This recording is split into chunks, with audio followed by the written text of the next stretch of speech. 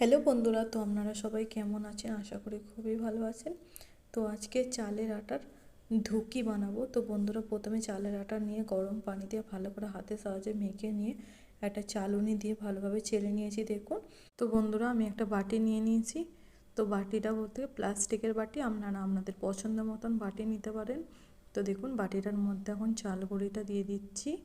চাল গুঁড়িটা দিয়ে ভালোভাবে ছড়িয়ে দিলাম। তো ভালোভাবে ছড়িয়ে দিয়ে উপর দিয়ে দিয়ে দিচ্ছি কিছুটা পরিমাণ নারকেল গুঁড়া।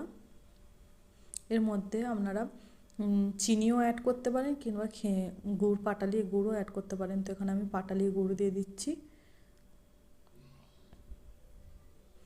দেখুন, পাটালি গুঁড়ো দিয়ে ভালোভাবে চাড়িয়ে দিচ্ছি।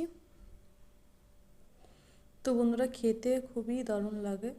খেজুরের গুড় দিয়ে আপনারা এইভাবে প্রসেসটা ফলো করে করবেন বন্ধুরা, আপনাদের যে কোনো একটাও ভাঙবে না। তো দেখুন, আবারও চালের গুঁড়ো দিয়ে ভালো করে ঢাকা দিয়ে দিচ্ছি। তো দেখুন, ভালোভাবে চালের গুঁড়িটা দিয়ে ঢাকা দিয়ে দিয়েছি।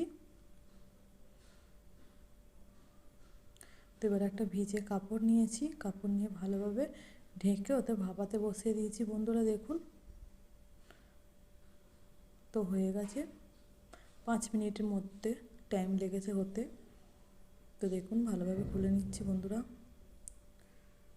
দেখুন, কাপড়টা ভালোভাবে সরিয়ে দিচ্ছি। কত সুন্দর একটা ভাপা, হাত দিতে পারছি না যাতে গরম, এইমাত্র মানে লাগালাম। তো দেখুন, ধোঁয়া উঠছে, গরম। তো বন্ধুরা, এগুলো এমনিও খেতে পারবেন, এর সাথে খেজুরের গুড়, এখন তো শীতকাল, তো খেজুরের গুড় অ্যাভেলেবেল পাওয়া যায়। তো খেজুরের গুড় দিয়ে আমাদের সাথে পরিবেশন করে দেখাচ্ছি। তো দেখুন, একইভাবে অনেকগুলো করে নিয়েছিলাম। তো ওই বাটিতেই সামান্য পরিমাণ খেজুরের গুড় নিয়ে নিচ্ছি। তো শীতের দিনে সন্ধ্যার টাইমে এরকম একটা রেসিপি থাকলে আর কিছু চাই না বন্ধুরা।